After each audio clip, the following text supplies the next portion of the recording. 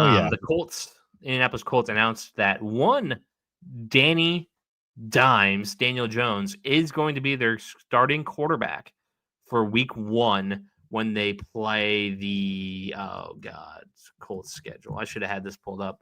The Dolphins week 1. Anthony Richardson is riding the bench. Chris Ballard and who's the head coach over there? Shane Steichen. Shane Steichen, yep. Has said that this does not rule out a possibility that Anthony Richardson isn't part of their future beyond this year. But Daniel Jones is going to be the starter week 1, unquestioned, and we go from there. I've been told by Colts fans that neither quarterback was all that promising in the preseason. And they make the interesting decision to go with the guy they just got off free agency for pennies instead of the guy they drafted for the first round pick. Mm-hmm. Makes sense to this, Gerardo, for me, because I really don't get it. So, one, how do I explain this? Let's just break down the facts about this. Shane Steichen, Chris Ballard drafted and used draft capital, expensive draft capital, to get Anthony Richardson as their guy. The guy that they were going to go on with this franchise with. Daniel Jones, one, he has been a proven winner at one point with the Giants. He did win, I believe, 9 games that first year when they had that their head coach that they currently have now. He looked really promising underneath them. The thing is that then he goes to the Vikings, I believe, Daniel Jones as a backup, and then he was a free agent. They bring him like in a first stringer behind they had Darnold over there. They had somebody else. And then Dobbs. They had Dobbs Dobbs was in No, he was. Remember they called him the Pastronaut.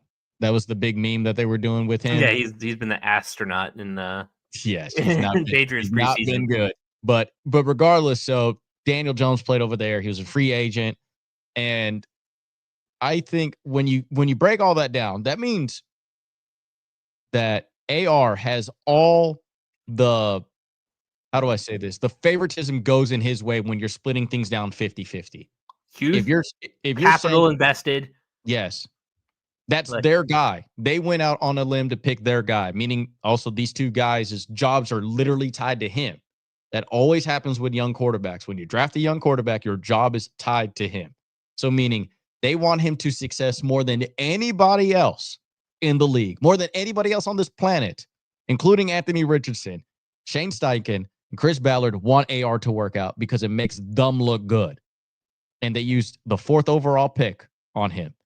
So for them to come out and say that Daniel Jones is their starting quarterback over him goes to show you that behind closed doors, AR sucks. Like, in all honesty, I know there's been a lot of people that have been memeing about that. Oh, they're trying to tank, and that's why they started Daniel Jones. That's why they're not. No, if they wanted to tank, they would have started AR 100%. Now, the only saving grace that AR gets out of this is that if Daniel Jones does mess up, let's say he gets hurt or he's unbelievably bad the first 4 games of the season, you get to put in AR and he is the saving grace because at that point you don't go back to Daniel Jones unless he gets hurt. Kind of like what Bryce Young did to Andy Dalton last year after he got benched. But the problem is with that though is that Bryce Young got benched first and then Andy Dalton came in and then you but the thing is you can't flip-flop too many after that again. Like, once you make that second commitment to that quarterback, it's Bryce Young the rest of the year. You cannot put Andy Dalton again because then at that point, you might as well cut Bryce Young. So I think that's what they're doing is that, hey, if we start Anthony Richardson the beginning of the year, he's going to suck and we're going to have to make a quarterback change. The problem is that if Daniel Jones sucks, we can't just insert Anthony Richardson again because then we're going to just look to the rest of the league that we're inept, which, no offense, I mean, you selected Anthony Richardson that kind of already proved that. But that's, I think, the only positive thing about AR is that if Daniel Jones goes out there and sucks, well, they're going to be like, hey, this is a wash. We tried it with Daniel Jones. AR, go out there and go get all your reps. And the end of the year, they're just going to take losses. And then at the end of this year, they're going to either move on from Anthony Richardson, trade him away from like what they did with Trey Lance, like for nothing, for pennies on the dollar, for another top 5 pick. And he's going to go for like a 5th, 6th, not even 5th, like maybe a 6th compensatory pick to like some team that just needs a youthful quarterback that they're willing to take a risk on. And I think that's ultimately the future of Anthony Richardson. I just think that I was never a fan of him coming out of college. The stats always proved, every single one, Anthony Richardson is relatively new to playing quarterback. And quarterbacks with that little amount of starts getting into the NFL, I believe it's under 21 total starts. That means from high school to college, with that little starts, never have success in the NFL. The big one was Mitchell Trubisky. He was the big one. He barely started. He did not start in high school, barely started his senior year, barely started in North Carolina, and then goes to the Bears, and what happens? Sucks.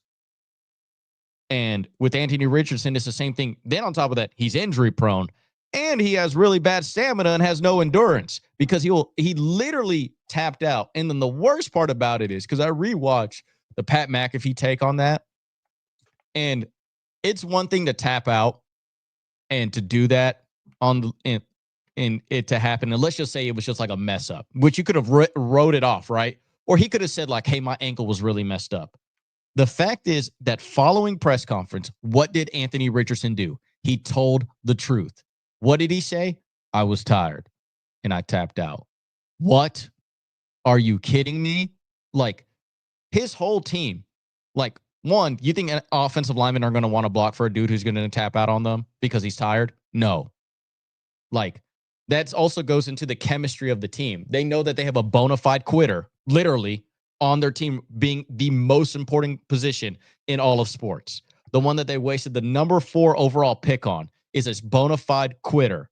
So why in the world would you start him at quarterback unless you want to lose games? So I ultimately think this is done. Anthony Richardson is done for. He is not a starting quarterback anymore in the NFL. And he's just another Mitchell Trubisky. It's just another Trey Lance. It's another, and I keep saying this every single time. Potential gets you fired in the NFL. And yes, he can throw a ball 1,000,000 miles an hour. Remember, so he Joe hit Milton, and he went for a 6th-round pick. Exactly. Like, that's fine by me. Are you willing to take a risk on a project? Sure. That is fine by me because these 6th rounders, boo-hoo. Like, even 5th rounders get cut every once in a while. But when you're using the 4th overall pick, that means only 3 other picks were used before him. That means you have damn near 99.7% of the rest of the draft pool to be available to you for a guy who was most known to be hitting a ceiling in his practice, which, mind you, you say this, what does that have to do with the NFL game that you can hit the ceiling? Like, if any, you're just showing to me that you are incomplete. Also, Jamarcus Russell has a better completion percentage than he does historically in the NFL. Let that sink in with how bad that AR is right now, that he is literally worse than Jamarcus Russell. And one thing Jamarcus Russell did not do, he never tapped out of a game. Like, it is so many bad things about him. And I think for them to announce that Daniel Jones is a starter goes to show you how bad it truly must be behind closed doors. So you don't think Anthony Richardson sees the field for Indianapolis again? Unless Daniel Jones gets hurt, or if Daniel Jones historically plays bad. Like, okay. And I'm talking about like the first 4 games, he has like 10 picks, 5 touchdowns. So you like I guess my question is, you don't see a realistic ability or a realistic situation where Anthony Richardson could come in, say, like week 6. Like, this is just like get your reps in with the second team in practice behind closed doors. Nobody's keeping an eye on you. And then they break them out like week 7 when they're like 2-5. And then they'll just ride him for the rest of the year. Yeah. I mean, that could possibly happen, but I just think Daniel Jones has to play bad. I don't think Daniel Jones sucks that bad. Like, no, I don't. That's the funny part about this. Remember, this is a decently built Colt team.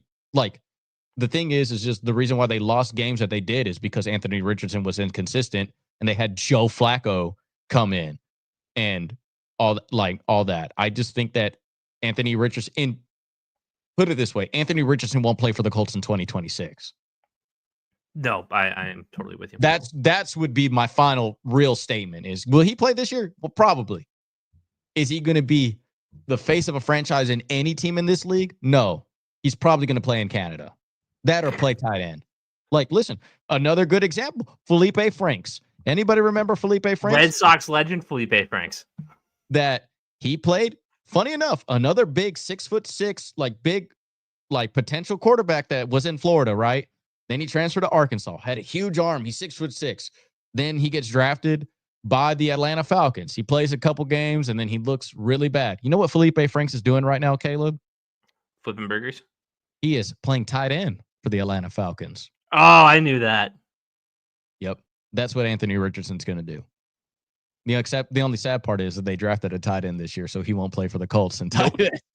So that's going to be all Warren. But that's my big thing about Anthony Richardson. And I know that when we talked about the pre-draft process of that quarterback draft class, I said that was like a wonderful, so many things have to go right. And so many, all three quarterbacks would have to been outliers for that draft class. Anthony Richardson would have been the first ever quarterback with only 19 starts to ever be successful in the NFL. Bryce Young would have been the first ever quarterback undersized and underweight to be successful in the NFL. And CJ Stroud would have been the first ever successful Ohio State quarterback to ever play in the NFL. The only one that you would have run a good bet on right now that's going to happen is CJ Stroud. And even he had a down year last year. And we'll see what happens with the rest of it. Exactly. So that's why I was saying, it's one thing to say that if and Anthony Richardson also hasn't shown much. He's athletic, sure. He can run, sure. He has a great arm, but his completion percentage is bad.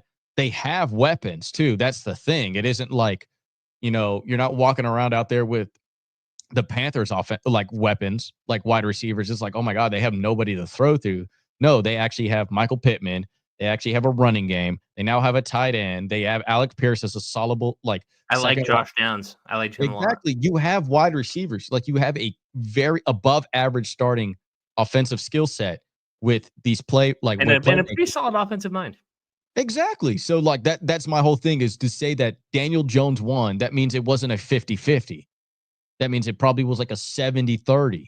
Yeah, you have to have a gap when you're going to bench a first round, 4th overall pick by the same head coach, by the same general manager. That to me is the most damning statement. The people who have your back the most didn't pick you. So then that's my 2 cents on Anthony Richardson.